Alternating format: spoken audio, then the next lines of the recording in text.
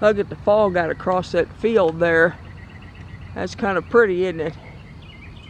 And thought I'd show you that while I'm out. See that? And I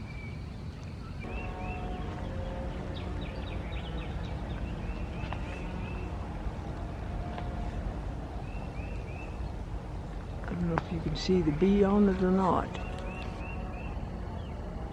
It's kind of flying around there. You know, we got to take care of our bees because we won't have them. We won't have any food to eat either. Hello, I'm out on my ride. I just stopped and got some video of some bees on some honeysuckle.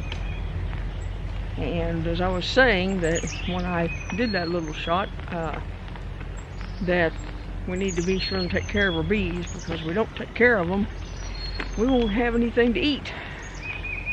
Because they're important for us to have stuff to eat. You know, we need to be sure and take care of them so that we have food to eat. You know, because they're important for pollination, for a lot of different things. But I'm just out riding, and thought I would do a little video. I like to do some when I go out and ride. Let me turn the camera around.